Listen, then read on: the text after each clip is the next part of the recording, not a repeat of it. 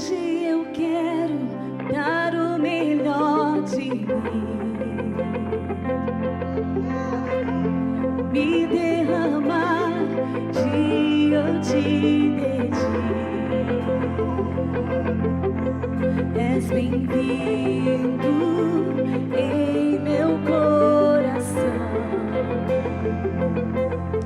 Faz tua obra em mim, limpa-me, renova-me. Uma palavra resume o que tu és: amor. Lá no Calvário se entregou por mim. Eu não mereço, mas o teu amor me alcançou. Eu não mereço, mas o teu amor me alcançou.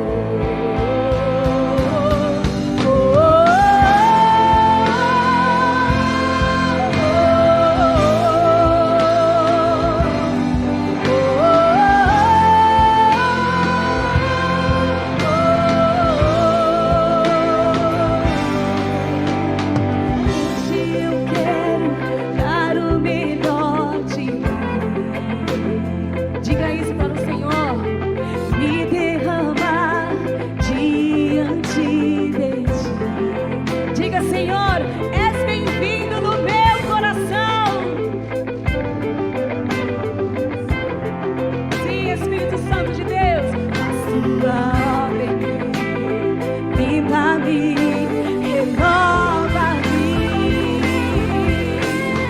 Uma palavra resume o que tu és: amor. Lá no Calvário se entregou por mim. Eu não mereço, mas o teu amor me alcançou. Eu não mereço, mas o teu amor me alcançou.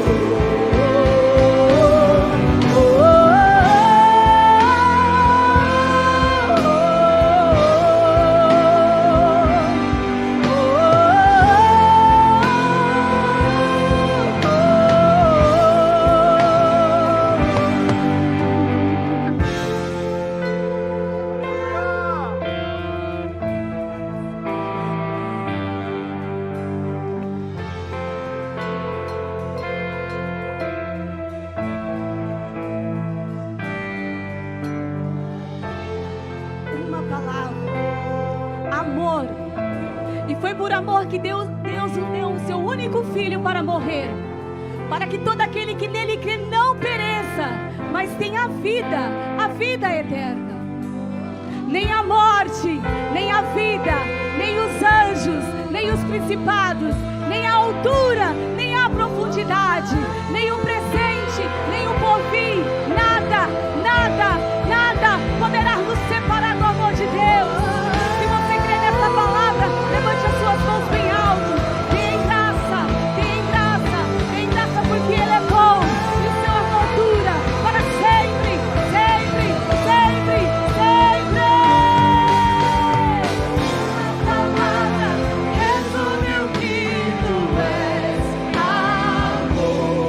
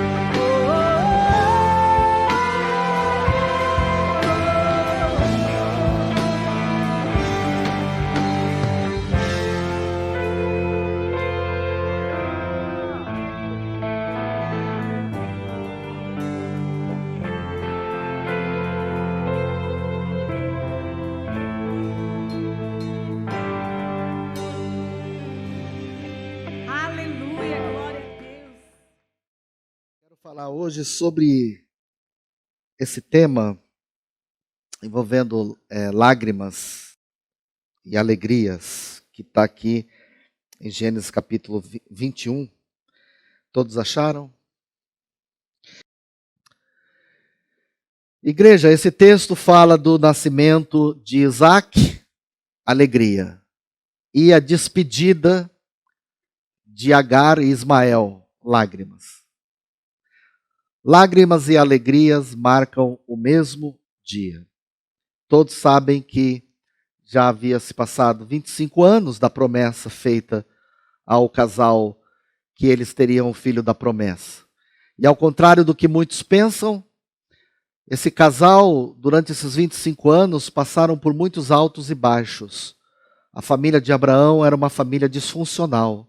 Afinal de contas, ele mesmo ofereceu sua esposa 2 vezes a 2 reis diferentes, ao rei de Faraó e depois ao reinado de Abimeleque.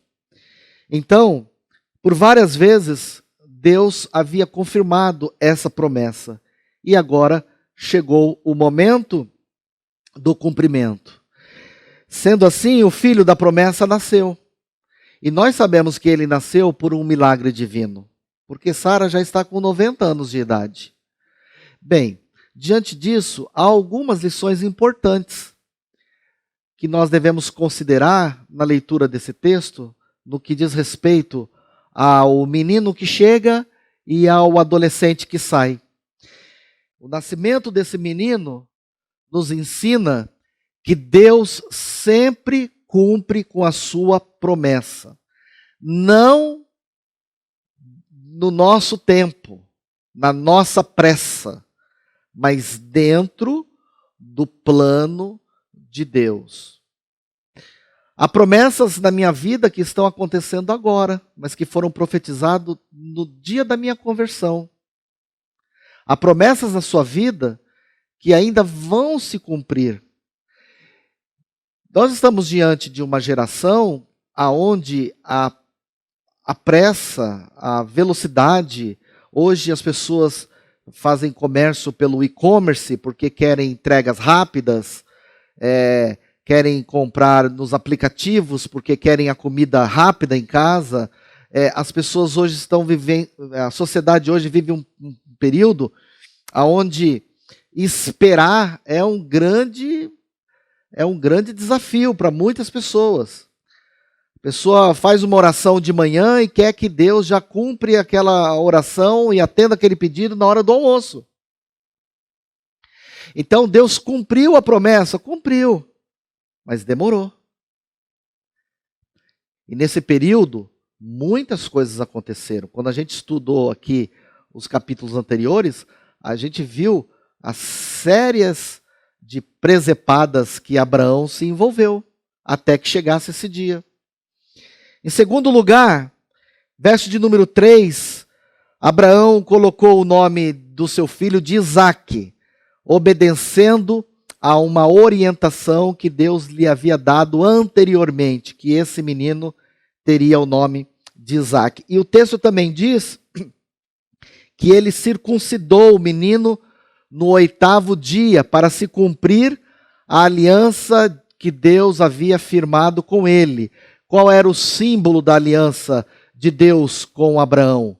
Era a circuncisão. Todo menino que nascesse na sua casa teria que ser circuncidado. O sinal da aliança que Deus fez com Noé foi o arco-íris. Aquele foi um sinal de que Deus nunca mais mandaria o dilúvio. E a aliança, o símbolo da aliança que Deus tem com o crente hoje, é a ceia do Senhor. A ceia do Senhor é o símbolo, é a aliança de que nós somos do Senhor. Amém? Bem, dito isso, qual foi a reação de Sara no verso de número 6? Sara já havia dado risadas quando Deus lhe comunicara que ela seria mãe na velhice. Só que aquele riso dela era o riso das impossibilidades humanas. Era o riso de que, imagina, eu, na minha velhice, ser mãe, Deus só pode estar de brincadeira comigo. Foi um riso irônico, mas agora o riso de Sara traduz a bondade de Deus. Agora o riso dela é a expressão das possibilidades, não mais impossibilidades, mas das possibilidades infinitas de Deus. Tanto é que o menino, a tradução do nome do menino Isaac significa aquele que ri. Então Sara exultou-se de alegria. Verso de número 8, do outro lado, quando Isaac nasceu, saiu, que foi o Ismael. Isaac nasceu, Ismael era um adolescente de 14 anos. E naqueles tempos, as crianças eram desmamadas com 3 anos de idade. Né? O mundo evoluiu muito. Hoje os filhos estão sendo desmamados aos 40. Né? Ismael já era um adolescente de 17 anos quando ele é fragado por Sara, rindo do irmão caçula que chegou. O texto diz que o Isaac, o irmão mais velho, né, o Ismael, estava caçoando de Isaac. Ora, esse episódio desembocou na despedida de Agar e o seu filho. E eu quero destacar 5 crises que foram geradas nesta festa de Isaac. A primeira delas, verso de número 8, é que as crises muitas vezes são geradas em meio a fases festivas, celebrativas da vida. Ora aqui, o texto diz que Abraão deu um banquete no dia em que o caçula foi desmamado. Costume esse até hoje praticado no Oriente Médio. Quando o filho é desmamado, eles dão uma festa. Faz um banquete, faz uma festa. Imagina você, a festinha do seu filho, alugou o buffet, preparou os convites, chamou algumas pessoas da família, né? Todos os preparativos, o cardápio, aquela coisa, o parquinho para as crianças brincar, uma festa. Só que nessa festa surge um imprevisto. E qual é o imprevisto? O irmão adolescente faz uma brincadeira de mau gosto. O texto diz que ele passou a caçoar de Isaac.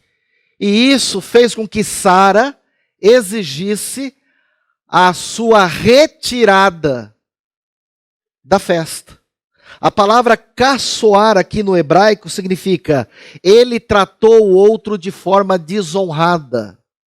Alguma coisa o adolescente fez com o caçula. E você sabe, né?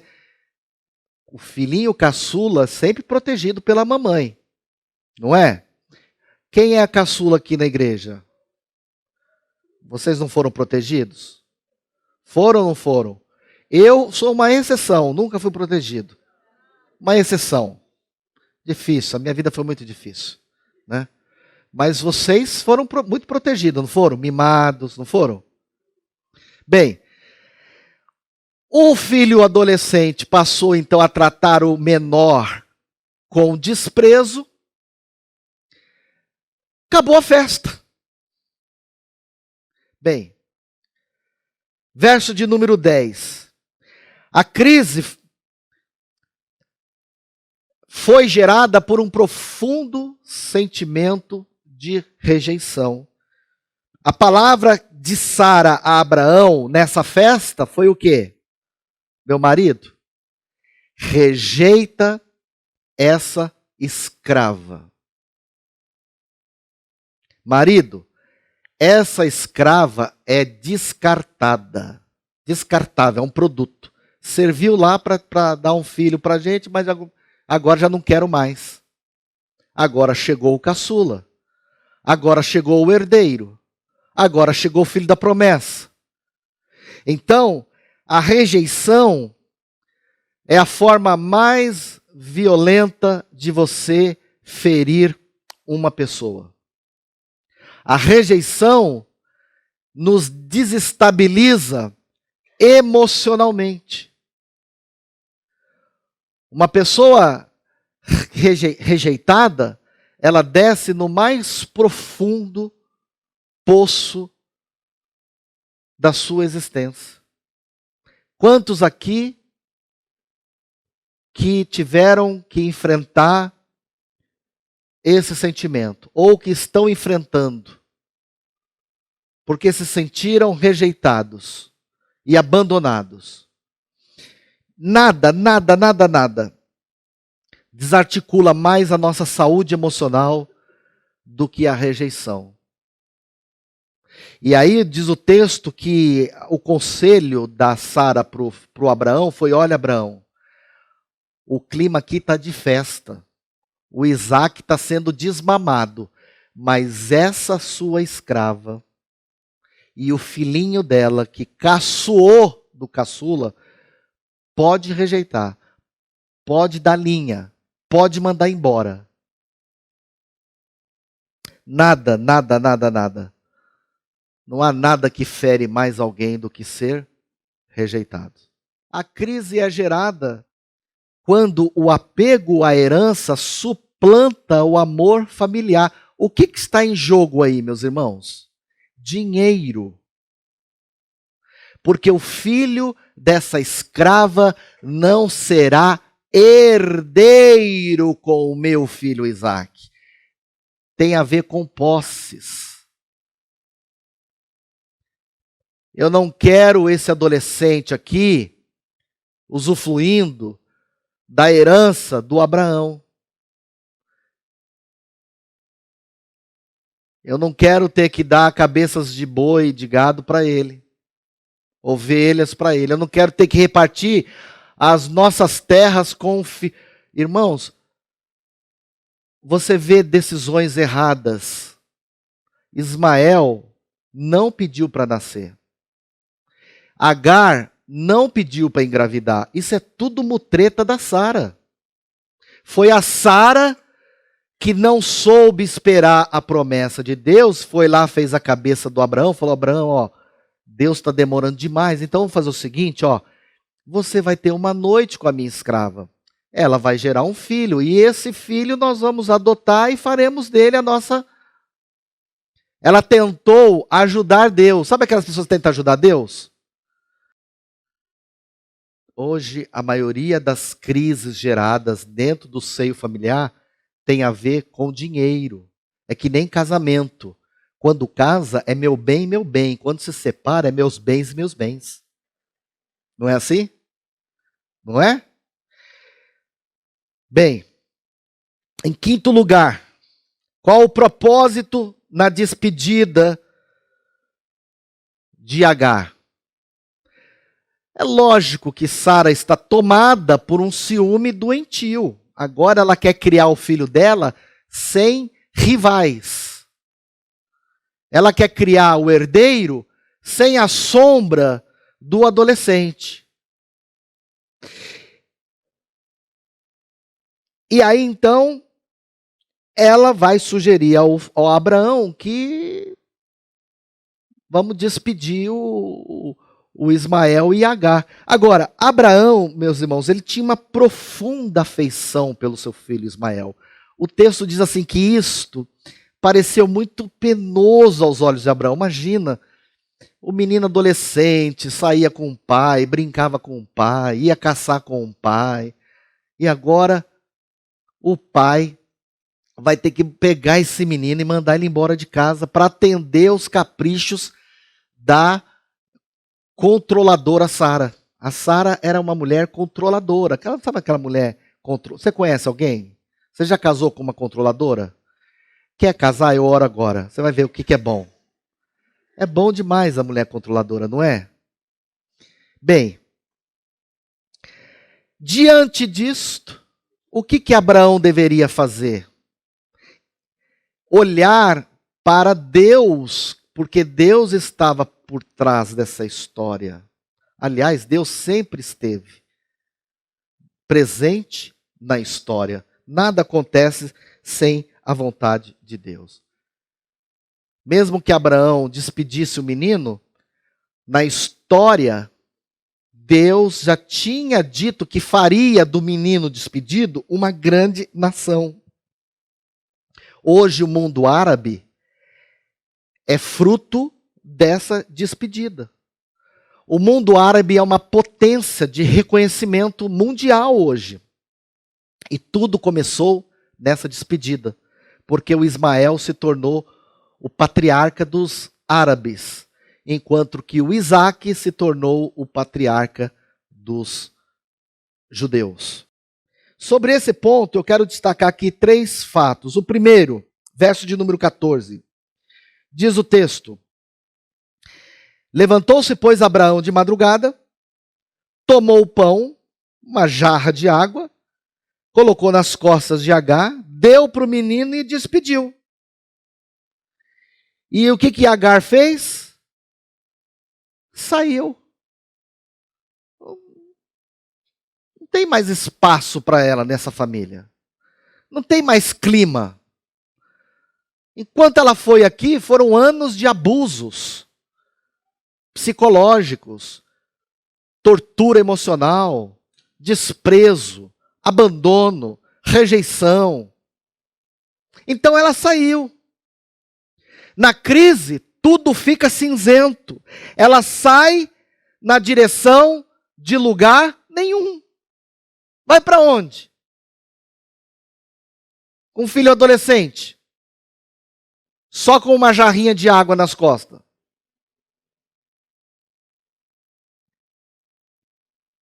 Se você não sabe para onde vai, você já está perdido antes mesmo de sair. Segundo lugar, Agar saiu, o texto diz, errante. Andar, meus irmãos, pressupõe um caminho. Sem um caminho não se pode andar. Andar errante significa andar sem direção. Está todo mundo na festa, comemorando. O Isaac está sendo desmamado. E a pobre coitada da Agar está aqui. Sem direção, sem saber para onde vai, sem direito, magoada, deprimida, está com burnout. Está terrível a situação para ela. Em outras palavras, ela está desgovernada na história. Ela não sabe como se direcionar. E aí, para piorar mais ainda, no verso número 14, a Bíblia diz que ela saiu andando errante para onde? Para onde? Para o deserto de Berseba. Tem lugar mais perigoso, seco, árido, ameaçador do que andar sem direção num deserto? Irmãos, é prenúncio de morte. A Agar pega o seu menino, leva para o deserto. Eu imagino que ela deve estar em grande aflição. O que eu vou fazer agora? Fui expulso de uma festa. Fui expulso de uma casa. Fui expulsa de uma família.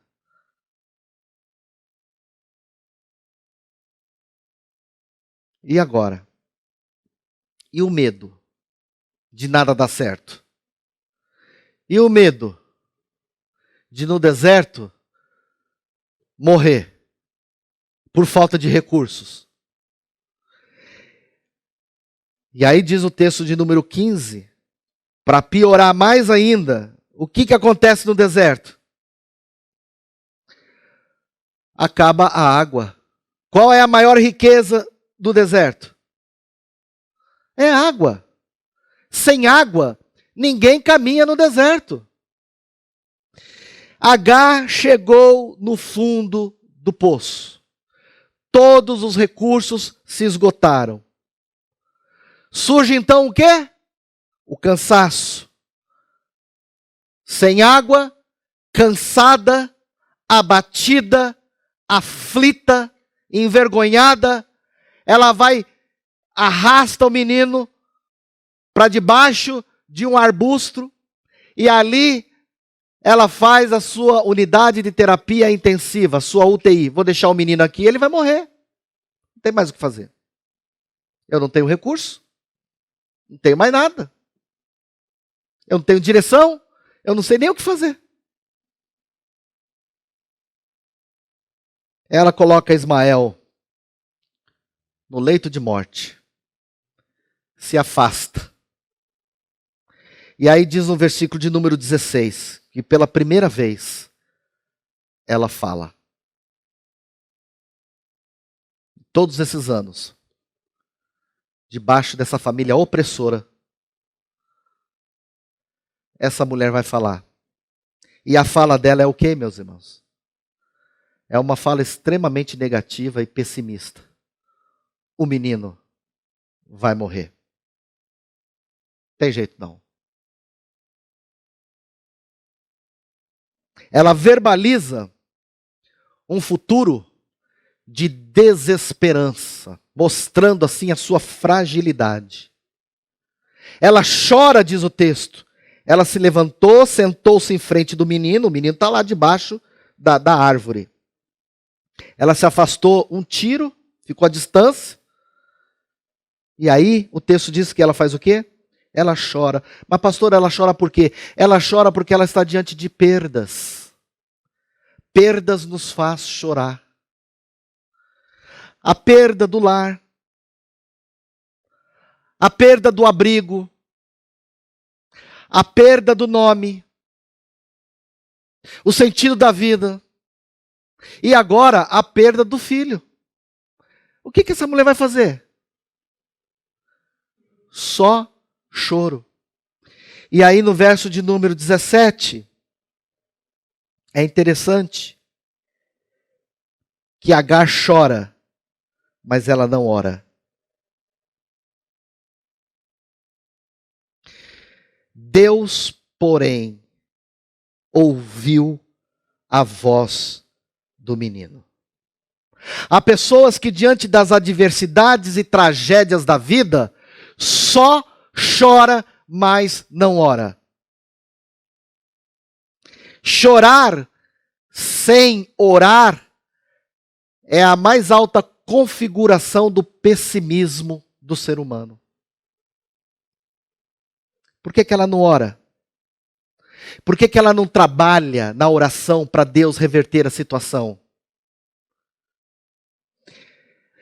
Deus permitiu que Agar chegasse ao fim da linha para mostrar a ela o socorro.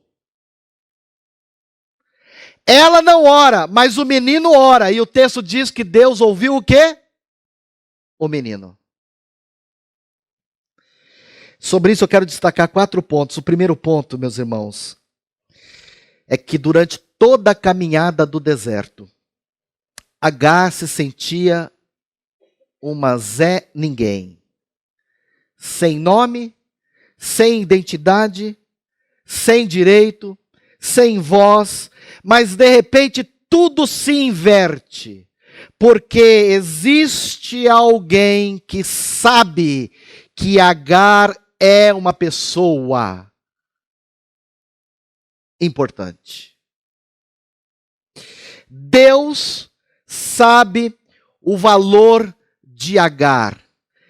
Deus se importa com ela a ponto de pronunciar o seu nome.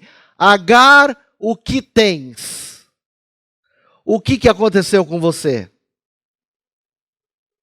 Quem te feriu? Quem te escravizou? Quem te maltratou? Quem te rejeitou? Quem te abandonou? Agar, o que está acontecendo?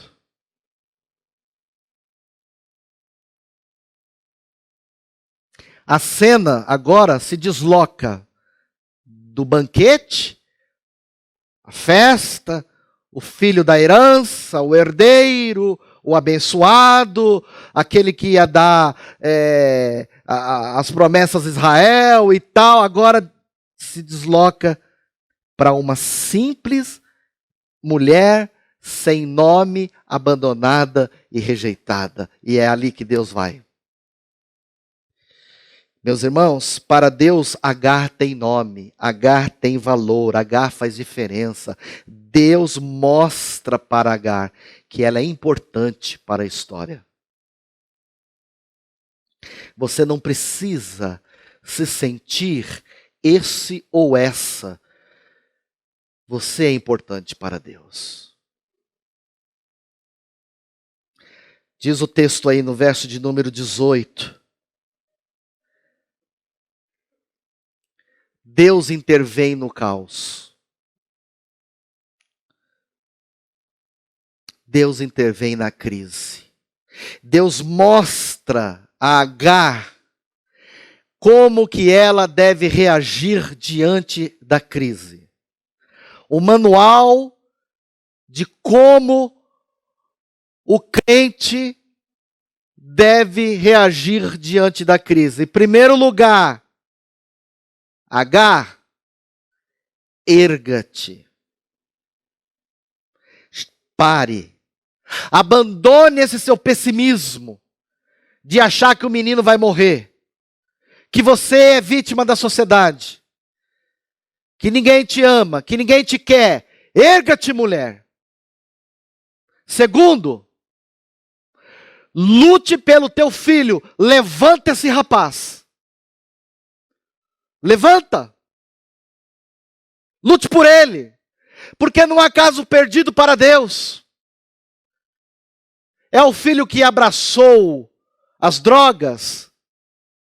É o filho que abraçou más companhias. É o filho que hoje só está dando vergonha para o teu nome, para o nome da família. Não desista dele. Segure-o pela mão. Terceiro, sabe como que você sai da crise, Agar? Pare de olhar para o futuro com as lentes do passado. Quando olhar para o futuro, você verá que eu farei desse menino uma grande nação. Olhe com os meus olhos, os olhos de Deus. Ao olhar para o meu futuro, eu olho com os olhos de Deus e eu sei que o meu Deus é poderoso o suficiente para fazer muito mais daquilo que nós pensamos, daquilo que nós sequer imaginamos.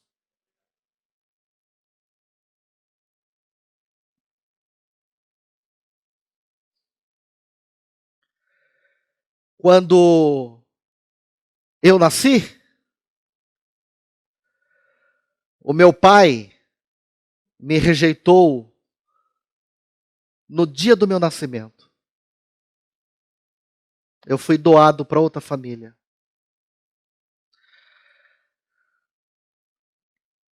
Quando eu conheci a minha mãe biológica, ela me pediu perdão e disse: eu não pude fazer nada.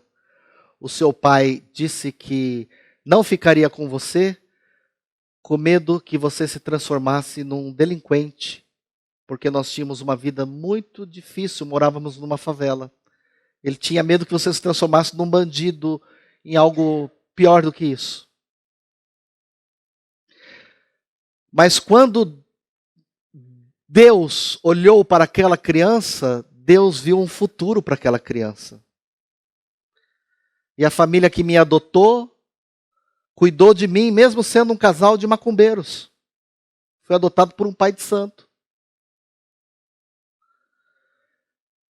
E aos 23 anos eu conheci a Jesus. Aos 25 eu casei.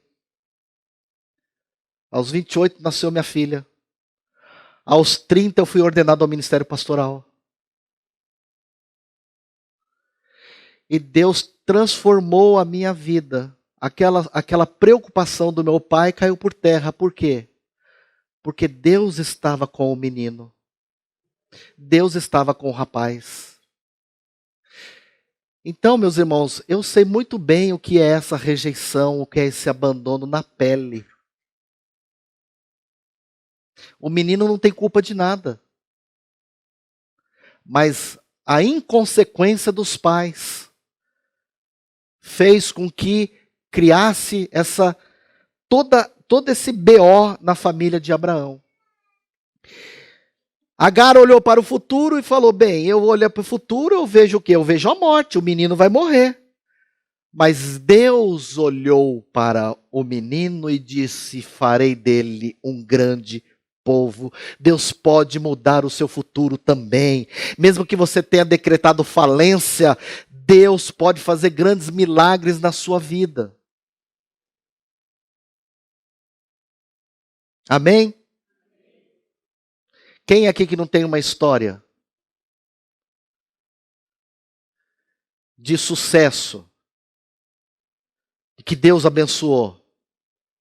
Portanto, verso de número 19, o que Deus faz? Providencia os escapes, né? Olha lá, o texto diz que Deus, depois de ouvir a voz do menino e o choro da mãe, ele vai e abre um poço no deserto. Eita, Deus tremendo. Vocês não vão morrer no deserto, não. Porque Deus é um Deus que converte terra seca em manancial de vida. Então essa é a lição que fica. Alegrias e lágrimas faz parte da vida do crente. Um dia você está celebrando, outro dia você está na prova. Mas Deus estava com o rapaz. Deus ouviu a voz do menino. Deus ouve você, viu? Seja qual for a injustiça, seja qual for o desânimo, seja qual for o abatimento, Deus está com você. Amém? Hoje é um dia de despedida também na igreja, né? Despedida, assim, de endereço, né? Porque no coração não se despede nunca, né? O pastor Cido e a pastora Rose já se mudaram para Itupeva, interior de São Paulo. E nós gostaríamos de chamar eles aqui à frente. Deus foi tão bom, pastor Ciro, que a mensagem fala sobre despedida, tá vendo? Eu não combinei nada, né? Eu não tenho o poder de mudar os capítulos do livro, né? Então, acabou de falar sobre isso, né? E eu lembro tanto a Rose quanto o Cido, quando chegaram na igreja, né? O Cido chegou aqui faz quantos anos? Uns 10 já? 10 anos. E de lá para cá o Cido praticamente começou a trabalhar na igreja, ajudava a igreja, e até hoje, né? Tanto ele como a Rose, à frente do Ministério de Famílias da igreja, de casais. E todos vocês conhecem, o Cido é o cara que liga para vocês quando vocês vêm visitar a igreja e fazer aquele meio de campo com os irmãos, né? E também esteve aqui presente na igreja durante todo esse período em que a igreja foi construída, viu a igreja sair da lona, até hoje mesmo ele me mandou um vídeo de nós destruindo a lona da igreja, né? Daquela fase da lama e tudo, mas a vida quis assim, né?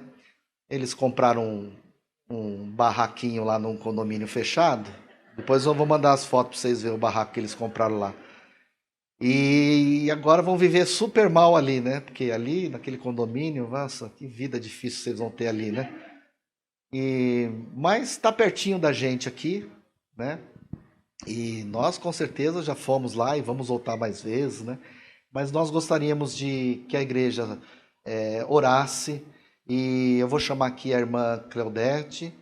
Ela quer entregar uma lembrança para eles. E eu vou chamar também o irmão Edevaldo. Nós mandamos, Edevaldo, por favor, você que vai entregar a placa. Amém. Aqui.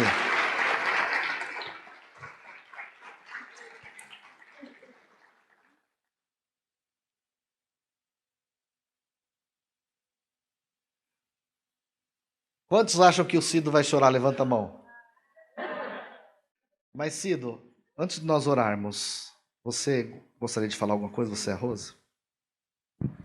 Bom, primeiramente eu quero agradecer a Deus, né, por esse momento, por todos os bons momentos que eu passei na igreja, né? E quero abençoar a igreja, abençoar a liderança, abençoar o pastor Dimas, né? E os seus liderados, os outros pastores também.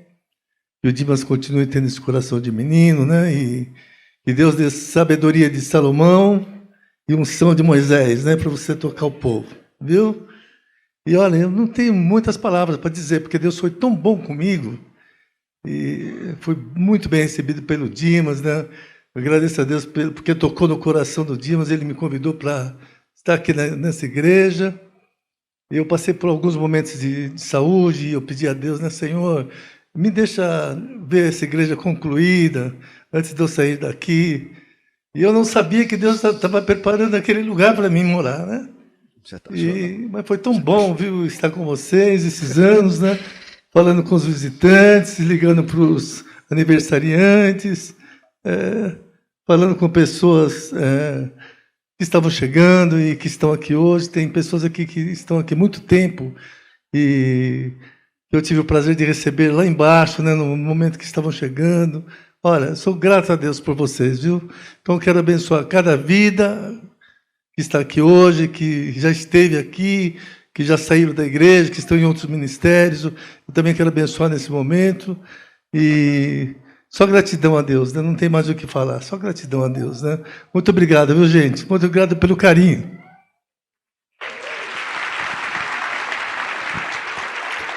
Bom, eu quero agradecer aos pastores, né? Todos eles, ao Dimas, pastora Cris, a todos, né? Os irmãos aqui da igreja, que Deus abençoe a todos, aqueles que ainda vão chegar, né? Porque é uma igreja que prega o evangelho genuinamente, então eu tenho certeza que muita gente ainda vai chegar, muita gente será alcançada, né? Através desse ministério. E que Deus abençoe a todos os pastores, a todos os membros, a todos os visitantes. Vamos sentir saudades, mas nós viremos aqui sim, vocês não vão ficar livres da gente não, viu? Vira a mecha que a gente vier aqui para São Paulo, a gente vai passar por aqui sim, né, para matar a saudade dos irmãos. Deus abençoe a todos e muito, muito obrigada, né, pelo carinho de cada um e perdoe, né, as nossas falhas, tá? E quero agradecer a Deus por ter colocado a gente aqui nesse ministério. Deus sabe o tempo de todas as coisas e é conforme o meu marido falou, é só gratidão a Deus.